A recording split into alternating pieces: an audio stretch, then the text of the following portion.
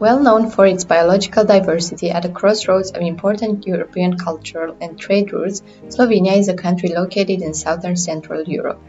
The economy of Slovenia is small, open, and export-oriented and has been strongly influenced by international conditions. The main economic field is services, followed by industry and construction.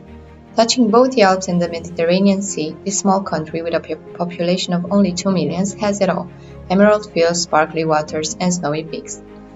During World War II, Germany, Italy, and Hungary occupied and annexed Slovenia. Because of this historical context and its geographic position, Slovenia's culture and architecture were highly influenced by the border states Italy, Austria, Hungary, and Croatia. After the end of the war, Slovenia became a constituent member of the Republic of Yugoslavia, a sovereign state. The most influential and well-known president of the republic was Tito, under whose leadership was formed the Communist Party of Slovenia. After a tumultuous history, Slovenia became a completely independent country in 1991. From the website I Feel Slovenia, the country is positioned on global market as a green, active and healthy destination. Green, sustainable and responsible development is the pillar of Slovenia's tourism. In 2017, this small country was declared the world's most sustainable country. There are a lot of stakeholders that work towards maintaining this image. The government supports the application of sustainable practices in all the industries all over the country. Other stakeholders, such as the ones from the hospitality industry, also promote these types of practices. One example is the Hostel Celica, which implements sustainable practices in all areas. They make use of the concepts think, act, share. Think encourages guests and employees to consciously focus on the importance of sustainability. ACT draws them towards active participation in accomplishing the goals. Share invites guests to promote basic approaches of sustainability among their friends. Customers are stimulated to separate their waste in different bins, try to reduce energy and save water. Slovenia in general is famous for that practices, saving the world. Well, everyone should start by themselves. We strongly believed in that. We still do. It's really important for us. Slovenia's positive image attracts a high number of tourists. Although this helps the economy of the country, it also has negative impacts such as gentrification. Gentrification can be described as the process of renovating and improving deteriorated house in order to meet the needs of the upper class. The gentrification process in the capital, Ljubljana, started with the revitalization of the city center. During the 90s, Ljubljana's center was the opposite of being lively and vibrant, which it is today. The revitalization project brought life back to the city and attracted many tourists. This is also the reason why the amount of overnight stays doubled between 2006 and 2016. However, the revitalization and the rise in tourism is not seen as positive by everybody. There is a significant increase in prices for goods and services, which leads to a big problem for the local residents. For example, it is very difficult for the lower class to find affordable housing. In some parts of the city, the government noticed signs of protest, which indicates that there were some cases of displacement. Airbnb became more popular as locals prefer to rent their apartments to tourists since they are willing to pay more. This led to a drastic increase of the number of flats rented on Airbnb. Within 5 years, the number increased from 150 to 1,600. In order to get a better insight into the problem, we conducted interviews among different stakeholders. The few houses, a few monumental, they were renovated. We have a lot, but really a lot new hostels in Piran.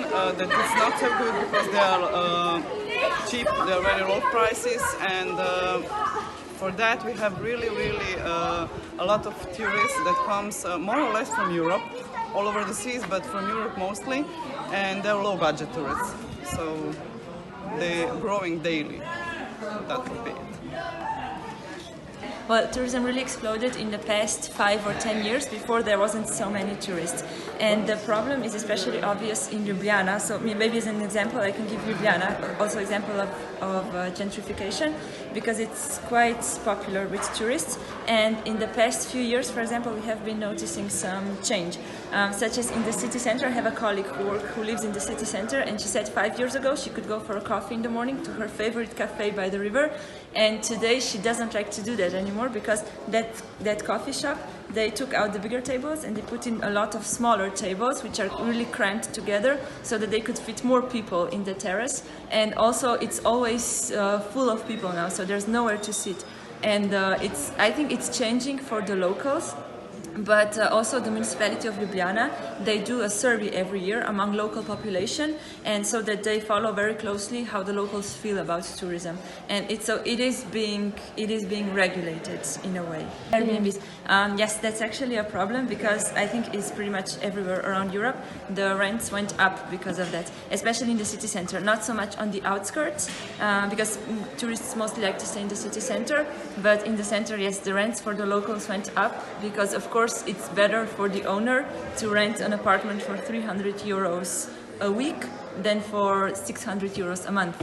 So that is a problem. Locals as well as tourists were interviewed in order to understand their perspectives. I think the locals actually, some of the locals like it because there is the tourism is also growing in the winter time. It's not so much anymore just in the summer, which was a few years ago.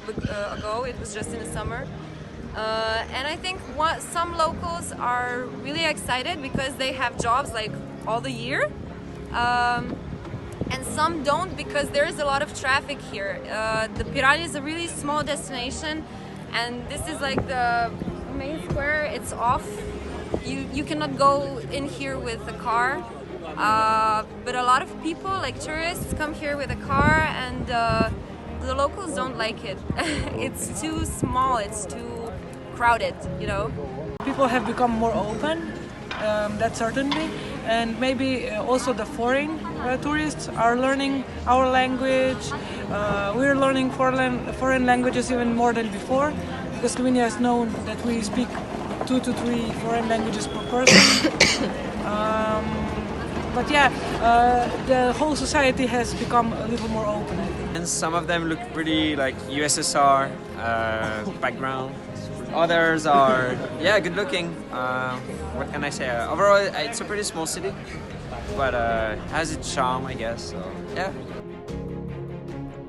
So what could be done to solve the problem? The municipality of Ljubljana already does a survey every year among locals to understand how they feel about tourists.